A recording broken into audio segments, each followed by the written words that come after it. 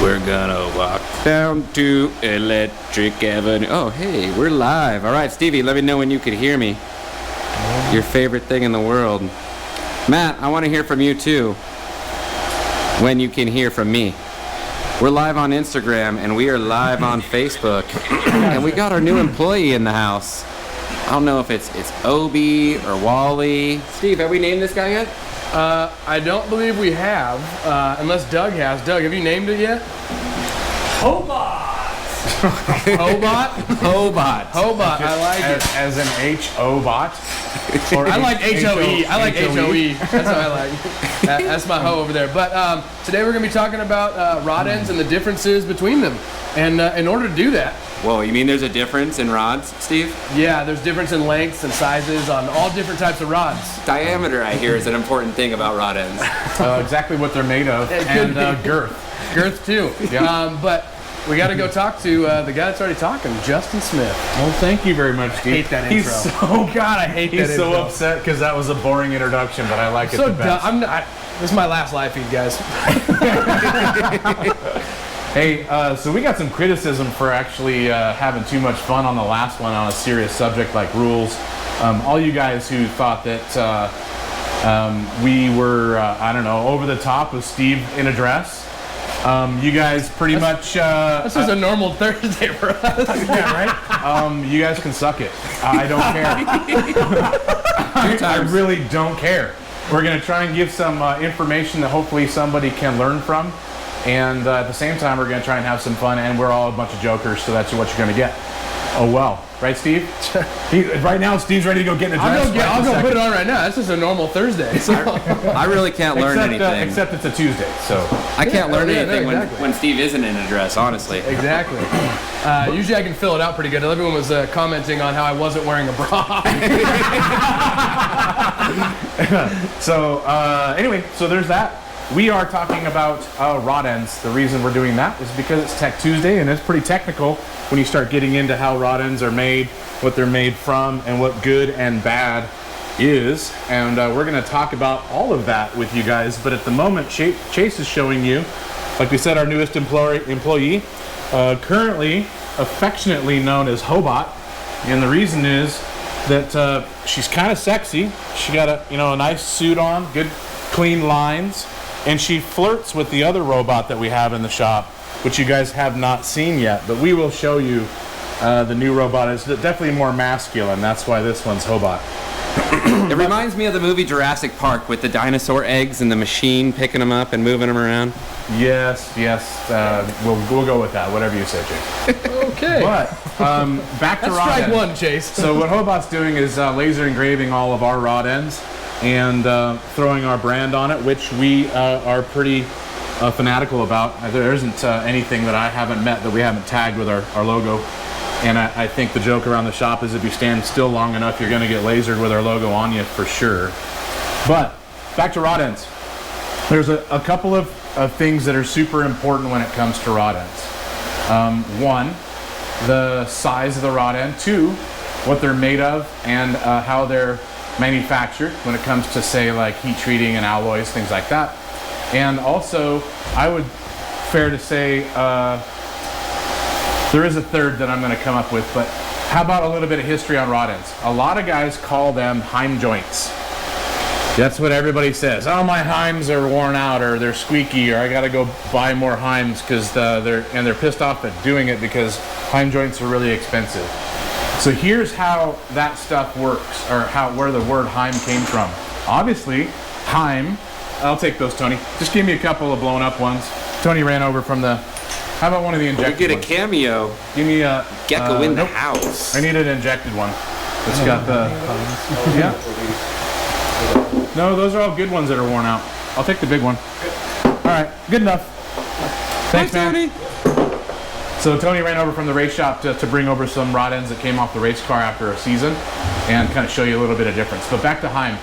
Heim joints, that is like saying Volkswagen, Chevy, Dodge, any of the manufacturers. Heim was the biggest company at the time before World War II that was manufacturing rod ends. Rod end, it would be like saying automobile. A rod end is a car, and Volkswagen builds that car. Well, Heim was making rod ends. So the right term, and I don't mean to be like picky, but Heim joint is kind of old and it's a little bit on the not correct side.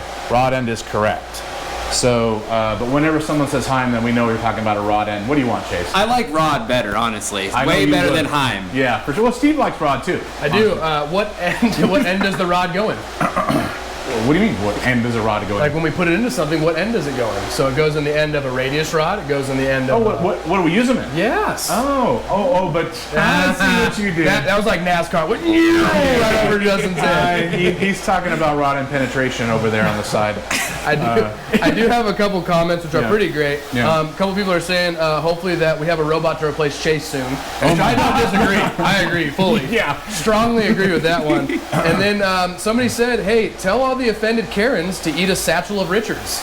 I love it, man. I think we'll have to use that from now on. I like it. Screw the pissed off Karens.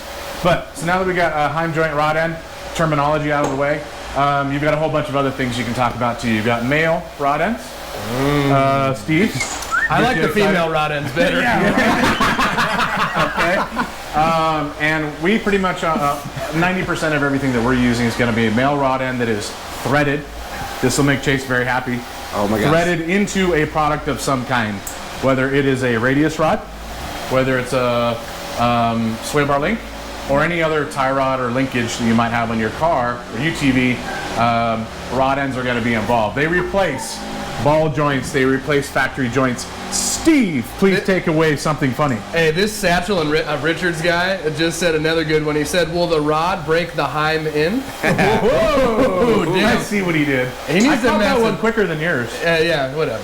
Male, female, female, male into female. Oh my God. I know, now everyone's getting excited. But we do use some female rod ends around here depending on the product, of course. So, rod end.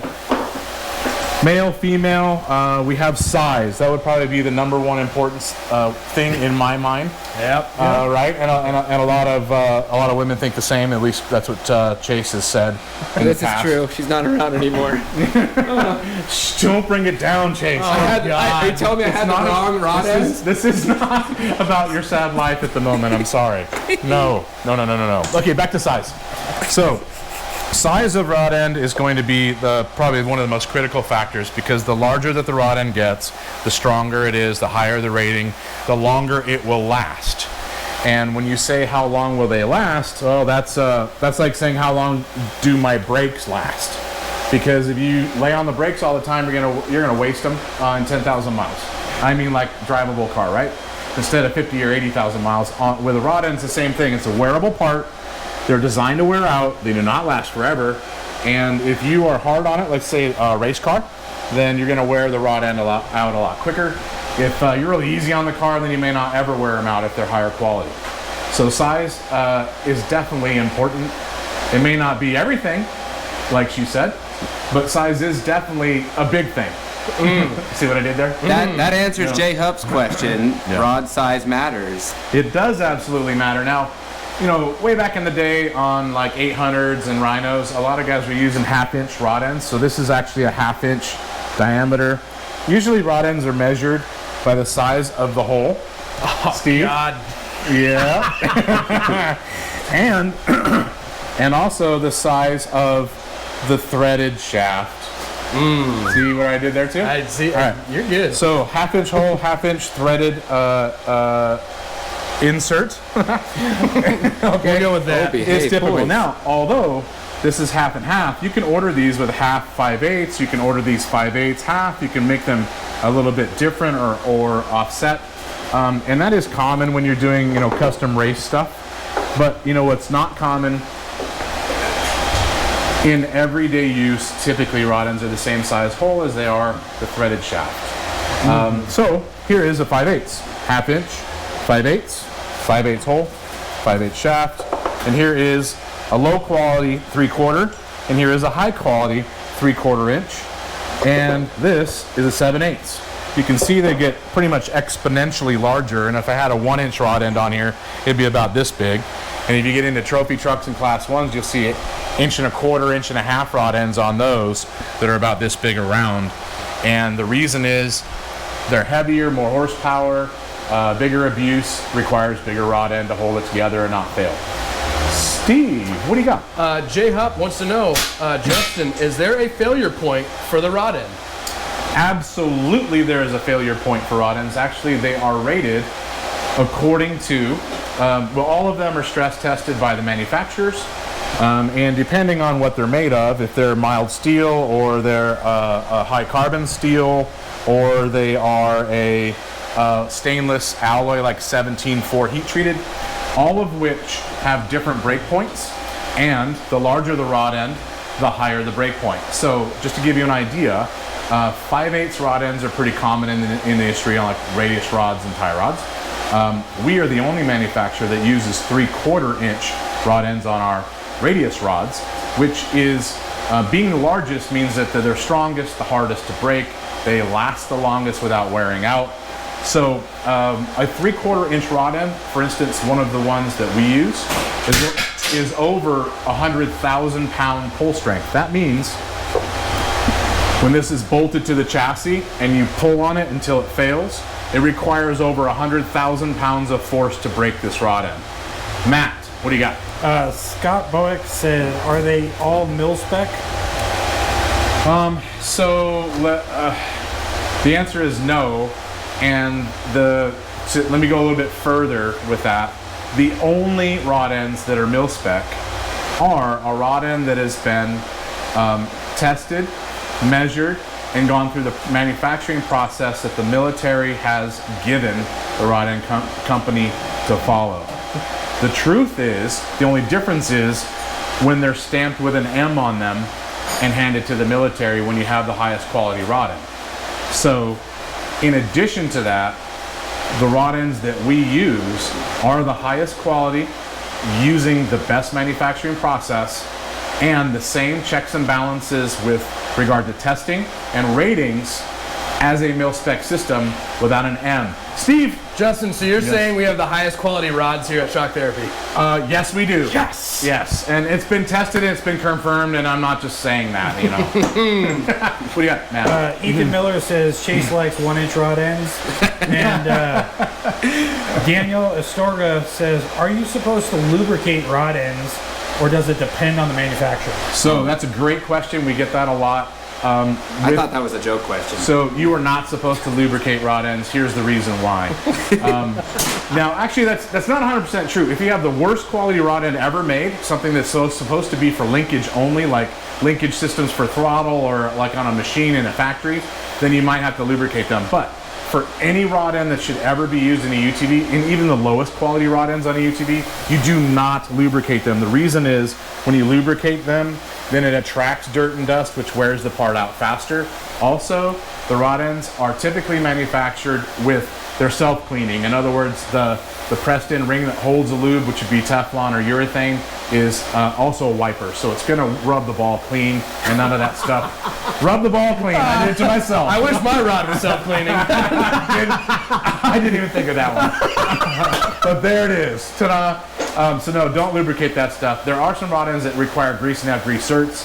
That's not something you're ever going to see in a high-quality race car or in anything that we sell, because that's just, it's honestly going backwards in technology. You don't want to do that. Matt. Daniel Astorga wants to know, are you supposed... Oh, that was the wrong one. Sorry. For rod ends that only rotate in one plane, what's the advantage over rubber bushings?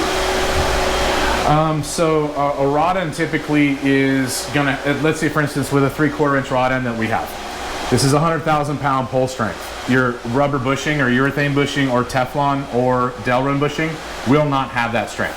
It's probably going to have, it's going to have the same strength as the tube that the bushing is pressed into, or the bolt, and which both are lower rated than this quite a bit. So like bushings and tubes, you're looking at 15-20,000 pounds before you oblong a tube. Rod end 100,000 pounds, so you got higher strength. But as far as like it wearing out, no, there's no difference if you want to run a bushing in a straight plane. Sometimes it's good because it absorbs some of the vibration in the system, and you don't wear other things out in like a lower control arm or a lower uniball or a ball joint. You won't wear those things out as fast with bushings, but typically bushings aren't nearly as strong as a rod end. Matt. William Cheney Rue says, does rod end wear increase with tire size? Rod end wear increases with higher loads. So, I did it again. You know what? If you guys can watch this video back, if you guys watch this video back and you tell Chase how many references, sexual references we had in this, and the count is correct, we will send you not only a t-shirt, but we'll send you a hat, buff, sweatshirt, yeah. And so you'll have a full pack, I guess. It'll be an accessory pack. If we had a bag, we'd send you a satchel, but that would just be Chase. I agree with Mike Dubs. Now all we need is baby making music in the background. That's right. Don't worry, Mike. Right. I'll be working on it. Would it be a Merce? Satchel or a Merce? Which one is it? I like satchel. It just sounds better. We do have a question from SlowG_37. Said, what do you think of the Assault double shear kit for the radius rods connected to the knuckle? Also, I've seen your guys' towing support kit. I was wondering, what are the advantages to one over the other? Very simple. The Assault kit is a great kit, not knocking it at all, but it is not double shear. Here's the reason. Even though that bracket grabs both sides of the bolt, this side of the bracket is not supported by anything. It's actually still supported by the initial plate. So there's nothing to stop the bolt from moving, or all of the forces are, with that kit, all of the side forces are on the bolt. You will bend the bolt or shear the bolt in that system. With ours, none of the side loads are on the bolt. All of the loads are pushed into the spacer of the hub, which is stronger than the bolt. So big difference in overall like engineering as to where the loads are. Simply put, Assault loads the bolt, which is easier to break. Ours loads the hub, which is very, very hard to break. The same guy that asked that question Chase would love this answer. When you said how many times we say it, he said 69. Of course. I was going to go with. Now he's a winner. He should get the pack anyway. I think he should get something. But I think we're way short of 69. Justin Max Russ brought up a very interesting point, which I never thought about. He said, talking about all this male-female rod end, you're going to offend some people. So should we call them gender-fluid rod ends? Gender fluid or neutral? Because neutral. I mean, so this would be one gender, this is another. But when they're connected, what gender are they? That's. I pose another question to you that you may not be able to answer. That's called a Hermie. I thought that's called docking. Docking, another horrible thought. Yeah. Sorry. Okay, so back to rod ends. If you guys don't have a pertinent question right this second, then size matters. We've gone over that in all aspects of rod end life. It does actually matter, right? So next thing is going to be the quality of the rod end, how it's made, and how it's actually lubricated. I don't know how I keep doing that without even thinking. But Chase, back here. So we have size: 1/2 inch, 5/8, 3/4. We'll look at these 2 3/4 right here. If you guys can see this close enough, I'm not sure, but this one right here is a very, very low quality rod end that has next to no lubrication. It also is very weak. Take a look at the size of the body of the rod end. This being a high quality 100,000 pound pole style rod end. This one having a much narrower body, you can see right here, that doesn't surround the ball as much. This is a weaker system. The pull rate on this is about 20,000 pounds. So you're looking at, 20% of the strength in the actual body itself. Also, the material that these are made of. Now you can see there's a little bit different of a difference in the plating, but not much. They're basically zinc or chromium. But this rod end right here is made of low carbon steel. So it's a base, almost mild steel material this is made of. And this one here is a high carbon steel, 4340 material. The difference between them is massive in strength. I mean, it's the same as you guys building a roll cage out of welded mild steel or building your roll cage out of chromoly. Which one do you want to crash? That's a huge difference. Steve? Justin, will our rod ends work with another manufacturer's radius rods? Absolutely. So our rod ends are machined to the same tolerances as the highest quality rod end of any manufacturer. The reason is we buy rod ends from 3 different manufacturers. There's really only 3 in the United States. Everybody knows FK and Aurora. There's a third. Our rod ends come from multiple states, Connecticut, Michigan, California. This one actually, this batch that you're looking at right here is shipped from California. So the important thing is that you can, just like all military spec and all manufacturing processes with the military that we use and request, we can make sure that this material is sourced from the right place and documented. We can make sure that this material is heat treated to the right process and documented, and we can get the same rod end from 2 to 3 different manufacturers. So one of the reasons that we do that and we spread it out is because we buy 20,000 rod ends at a time. To translate that into dollars, you're looking at $750,000 in rod ends in one order. So that's typically more than most of the manufacturers have in stock, and we have to spread that out. But as far as who we buy from, in my opinion, that's like asking somebody how much they make. It's none of your damn business. So understand that we hold everyone to a stringent quality standard, and we give them what we need, and they supply what we've requested with testing to verify. So see, It's so hot when you talk like that. It's just getting super warm in here, or it's because the fans aren't on. I can't tell. But people want to know, what are the price differences between our rod ends as opposed to another? okay, so let's just take a look back at this 3/4. So you got a low quality and a high quality. Actually, there's three different, or I should say 3 major differences. Come on down in here, Chase, and look straight down on those.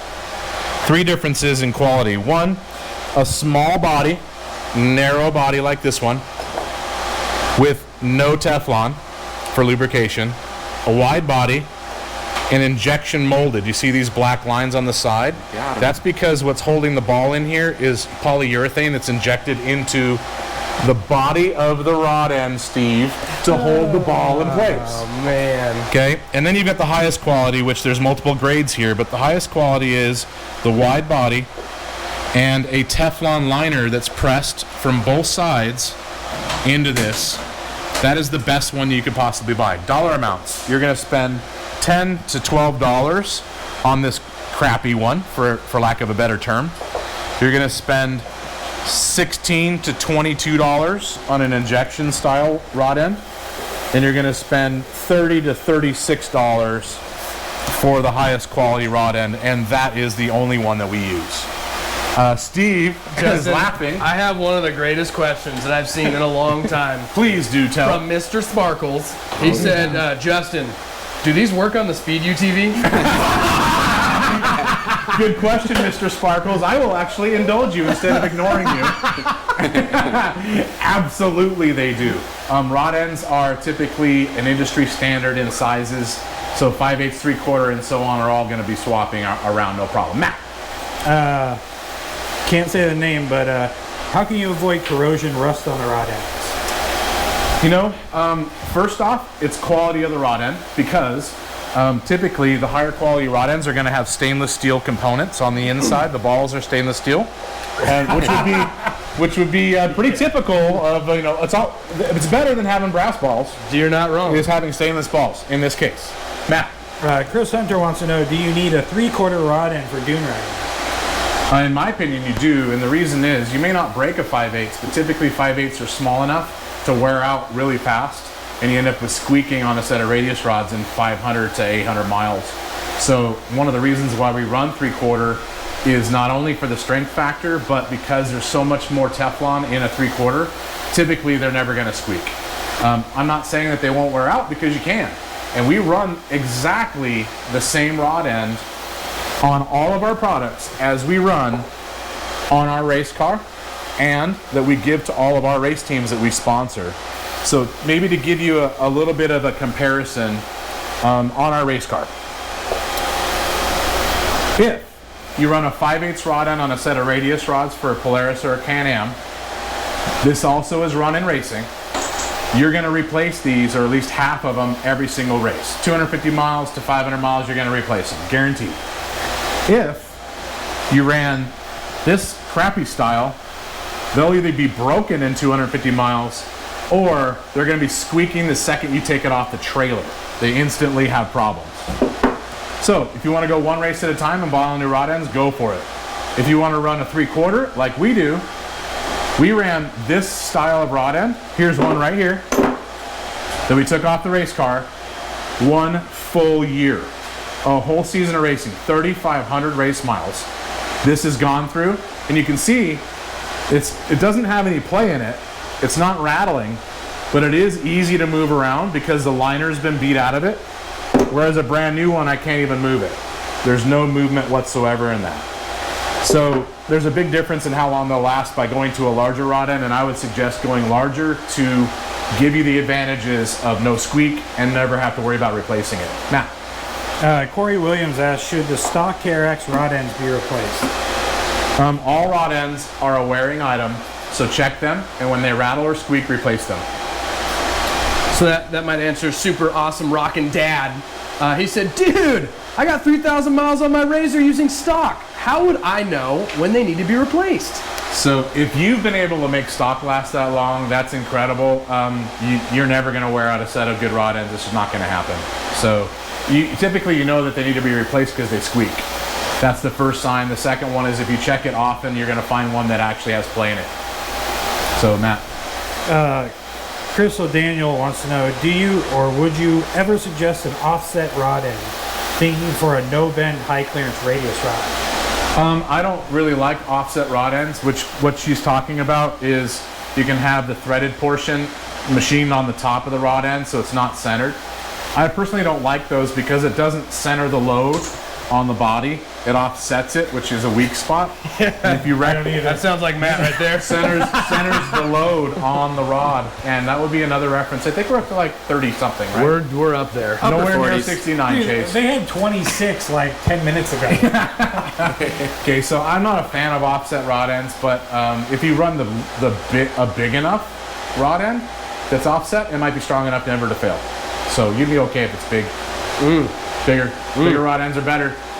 Valise Anthony, what Yeah. about geyser radius rods and Geyser rod radius ends? rods are badass, and they use the highest quality rod ends made. I don't know about everyone's rod ends. I just so happen to know about their radius rod. So Justin, would you say you hate when your rod gets sloppy in the hole?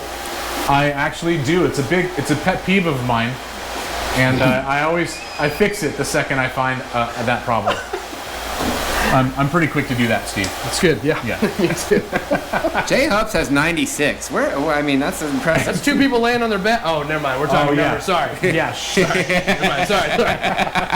Whoops. So, Yeah, my back to the style of rod ends. Okay, we talked about the size. We talked about the differences between like how the quality of the rod end. Let me show you one. One of the reasons why you never run these urethane ones. This one's got the liner in it actually. Here you go. Can you see inside here, Chase? You see that this liner used to be red on this side? Yes.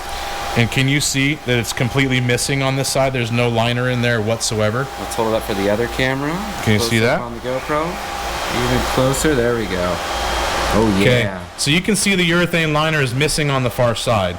As soon as that happens, there's no lubrication in this system and they squeak. Squeak, squeak. And you know, nobody likes the sound of a Motel 6 on the back of your car when you're driving through the woods. So that's one of the reasons why you don't run these. Instantaneous problem. That's also, these are very common in all the radius rods and tie rods and sway bars that are in the market is that one. Because, you know, costing somebody somewhere in the teens, I don't know, 15 to 18 bucks, it's a lot easier to sell products when those costs are down versus having rod ends that cost you $35. But the difference is huge in longevity. Now back to manufacture. So these rod ends, stainless steel ball. This one right here is a low carbon chrome plated rod end. This one right here is a high carbon steel 4340 material, Teflon lined, zinc, or basically chromium style plating. This one right here is 5 times stronger than this one that you see right there. And that's just because of the material that's used in the process and heat treating between those two. Steve, what do you Justin, a got? lot of people are bringing up a good point. Chase keeps getting really close to your rod. Look, man. Yeah, I know. I'm on my super close. Technically rods at Rods, the moment. sorry, yes, multiple. And I did ask him to do some close-ups of my rods today. He got very excited and started a little before we were filming this. It was not good. I'm on my knees. I'm let me killing practice. these Let shots. me Yes, he was on his knees. Yes, he was. Killing these shots. Justin, a couple people have asked. We are such children. We are. A couple people have asked. We used to run the Teflon lined rod ends back in the day. And then Yes. you did have the option too to run race rod ends. This is true. Yeah. So a couple people were asking, do we still run those Teflon lined rod ends? Okay, so what somebody said is that we used to run this style of urethane on only our links. We did Correct, not run links, that yes. on tie rods. We did not run that style on any radius rods because the loads are higher. We only ran them on sway bar links. And we had an option on our website where you could go and buy the higher quality race rod end. People got to choose. Well, we had a lot of people calling back with these worn out. So what we did is just took that option off the table. It's gone. You only have one option with us. It's going to be the highest quality rod end made, the best way you can make it with the best materials, so we don't have people calling back 3 years later with a set of sway bar links that squeak. It's just, maybe our stuff's more expensive, but there is a reason for that. Because of the quality that we throw in it, and you don't have to have the problems that everybody else gets to complain about around camp every time they go drive their car and squeaks. Steve? Do all rod ends come standard with a stainless steel ball? No, absolutely not. Rod ends can come with a low carbon or like a mild steel ball. They can come with, this one is not stainless steel. This ball in here is it's a carbon steel, but it's not a high carbon steel, and then it's plated. This one actually is stainless. It's hard to tell, I know on the camera, but this one is shiny and a little dull. That's because it's stainless steel. This one is shiny and almost reflective because it's chrome. So it's a weaker material, just plated, whereas we got better material, left rod does not rust. So that right there is oversimplifying rod ends, okay? You've got size, does make a difference. Bigger rod end, much better. Also, the quality of the rod end makes all the difference. You don't want lower quality stuff. You don't want injection molded stuff. You want Teflon lined, high quality, high carbon, stainless steel combination of rod end manufacturer, heat treating, all kinds of cool things in there. And there's even more that I'm ignoring and not talking about because it would make people's eyes roll in the back of their head and they go to sleep. Yes? Chase? M. Gulivo, great question. Do you sell just rod ends for stock arms? Yeah, we do. I'm not sure if they're actually on the site individually, but are they, Matt? You can type it in the search bar and it'll come up. Okay. No way. Wait a minute. What? One more time. What do you do, Matt? Type it in the search bar. His keyboard's clearly at his face when he types. Yeah, he's got his keyboard up there. So what Matt said, if you didn't get that, is type the rod end or size 3/4 rod end in the search bar for our website, and they'll pop up. People are going to find the wrong sites now. Yeah, Make sure it's on our website. Google Do it. not Google that. Don't Google It's rod on end. our website, not Google. Yeah, don't Google Stock any of that. rod. Google it. Yeah, make sure you're on our site. Now, what else can we talk about when it comes? What are the things that people ask us a lot about these, and that we haven't already kind of touched on? Should we lubricate them? No. If they're good rod ends, you never do that. That'll actually accelerate the wearing process. Don't do that. Steve? No one's asked this, but I do get this a lot of the time. Should people use Loctite on the rod end when either it's a lock nut or a jam nut, however it is? Should they use Loctite inside of whatever they're putting So in? that's a great question, and here's my answer to that. You do not use Loctite on the threaded portion of the rod end where it's installed in like a radius rod or on a tie rod. But you can use Loctite where the radius rod ends and the jam nut is going to thread on. A little dab right there, and then thread the jam nut over the Loctite and onto the radius rod or rod end. that's a good idea, but I wouldn't recommend it in here because you're going to want to take this thing out of the radius rod at some point and replace it. If it's a race car, you need to know that. If it's a play car, you might never replace it. But I would not Loctite it when you install it. And anyone coming from here, radius rod or installed, does have anti-seize on it, because you do want to run anti-seize. Yeah, you don't want the threads galling up on aluminum or on chromoly radius rods or whatever it might be. So we actually lubricate the threads. But you can red Loctite the jam now. How's that? Matt. Powder coat, yes or no? Do not powder coat rod ends. Number one, they should be plated so they don't rust. Number two, if you powder coat them, they're going to go through about a 400-degree oven. And I'm not going to. I don't actually know what the temp is that Teflon has failure. Maybe it's higher than that. I don't know, but I wouldn't recommend it. We get some pretty rough rod ends that have come back from an oven on accident. It's not good. Yeah. If it's a urethane one, you can watch all that urethane pour right out of that rod end on the ground, and it's junk. So I wouldn't do that. Frank G, the man, the myth, the legend. What about dry lube? Doesn't attract dirt. Dry lube's good. You want to use graphite? That's fine. She may not like the graphite the after effects, but the rod ends would probably like it. I have no problem with graphite or anything lubrication that's dry like that. It's fine. You know what? But if you're lubricating one to get rid of a squeak, you have a worn out rod end, replace it. If you're doing it to brand new ones, I'm not sure that it's going to extend the life. But if you got one that's worn out, it might help you. Steve, what do you got while Chase is showing Hobot do her work? I got nothing. Just what do you want to tell people couple then? random questions. Yeah? Off subject stuff? Off subject if you want it. Let's do it. Excuse me. It says, I'm building a 2021 X3 Turbo RR to run Bora, which consists of 5 short course and 4 desert races. I called to figure out what springs would be good for both types of terrain. Well, honestly, a short course race requires different spring package than a desert course. Yeah. They're completely different. If you're looking for one set to do both, it's not going to happen. So if you have, say, 5 or 6 races that are desert and you got 2 that are short course, I would set the car up for desert.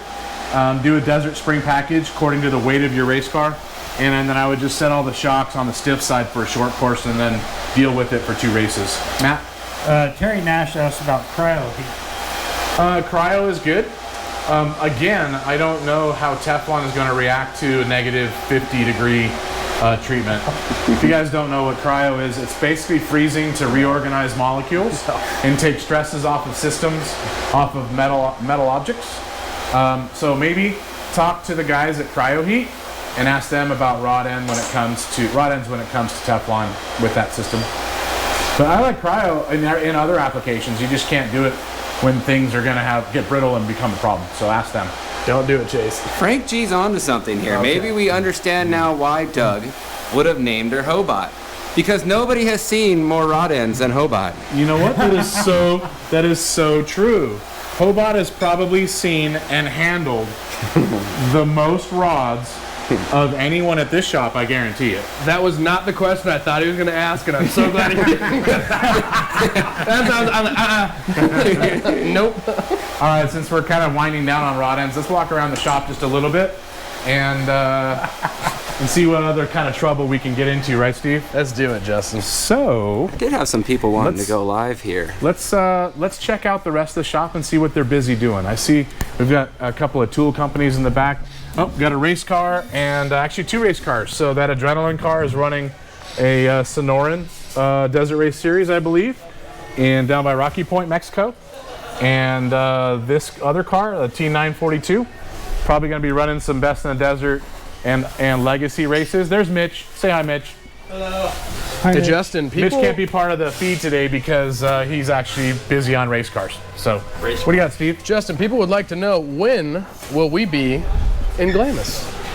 Actually, you can answer that question perfectly. We are going to be leaving for Glamis next Wednesday, which I believe is the 10th.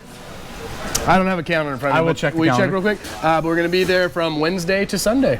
Wednesday is the 10th. Wednesday's the 10th, so we'll be there from the 10th to the 14th. We did have people asking about King of Hammers as well. We won't be out there with a booth. We're not going to be there with a booth. We're not going to be working. We're not going to be racing, but you can and will see Chase. There might be a couple monkeys. I will force Chase to wear his purple No Chase t-shirt. So you guys can come up.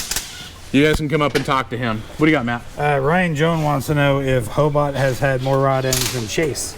Oh, I don't think so. Nope. Actually, so I should take that back. Chase is definitely the leader right now of anybody in the shop. Let's just say she learned from the best, okay? She learned from the best. So we're looking at the cars that are in here for today. Got a set of radius rods going on an X3. These are 3/4 inch rod ends, biggest on the market. Looking at this Polaris right over here, we've got links going on the sway bar kit, and those are 5/8 rod ends, which are also, when it comes to links, the biggest on the market. Behind you, Chase, another Polaris, another sway bar with links, 5/8 rod ends. And looking over here, so this X3 was clearly done by us a long time ago, because this sway bar link assembly, we have the new style now. And if you look, this is at least 2 years old. And if you look at it, it's got race rod ends on it. These are 5/8. Now, we are running a little bit larger on most of this stuff, but these are still fine. And see that? They move back and forth without squeaking. So race rod ends, there's proof in the pudding right there. Yeah. I like pudding. And I didn't even plan any of that. I said, let's walk over here and see what's up. Let's do it. Natural. Right?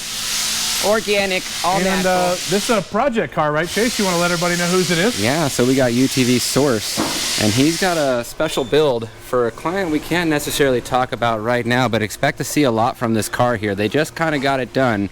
It's actually leaving from here, I believe, to Geyser.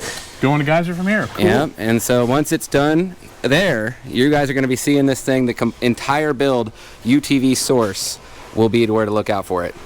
And of course, you've got Ernie's Can-Am Max right behind you. It has a set of everything us, of course, but on the radius rods, these were kind of a custom set of radius rods that we patterned for the car, and those radius rods had the same rod ends on them now for 3 years. Have not been touched. You can see there isn't even a scratch on those radius rods from tools taking them on and off. And if you know Ernie, they don't really get treated as nice as they should be.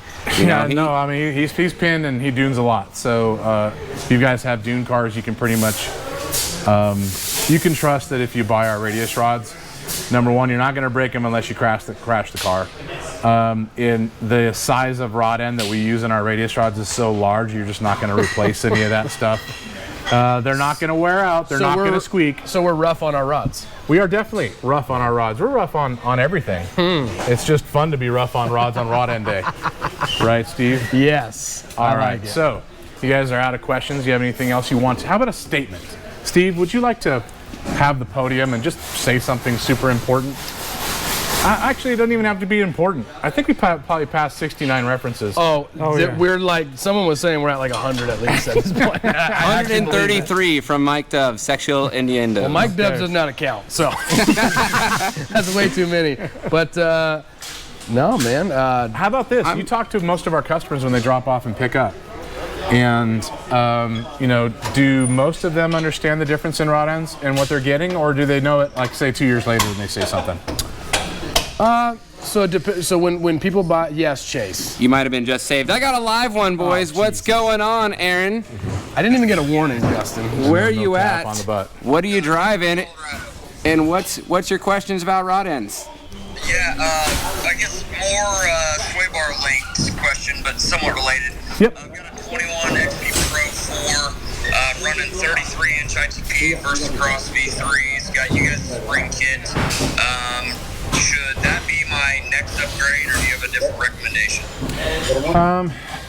Since you have the spring kit on it, when you can have us do the shock internals, you're really going to appreciate the change. Okay. If you like what the spring kit did for you, the shock internals are probably, in my opinion, probably double the improvement that the spring kit gave you. Even on the Ultimate?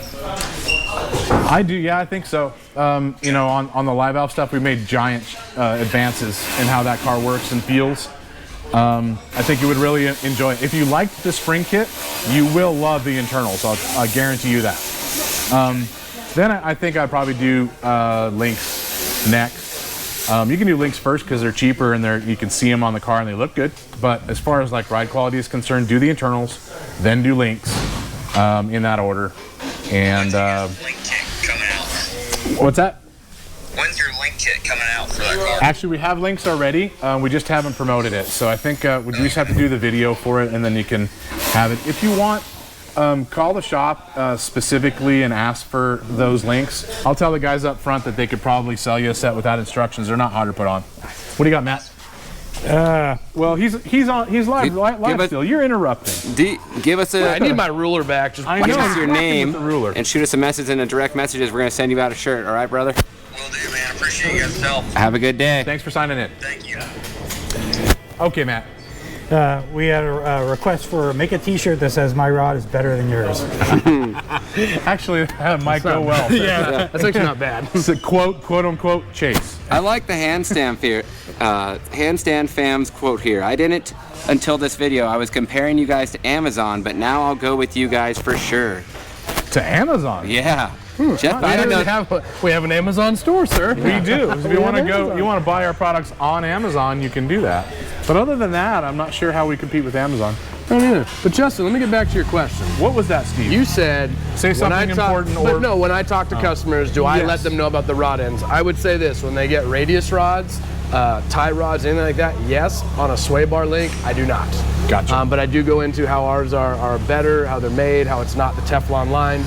I do go into a little bit of detail on that, but as far as like on the sway bar link itself, I do not go into that. Maybe You got I a should. lot of love there, Steve. Yeah, I should.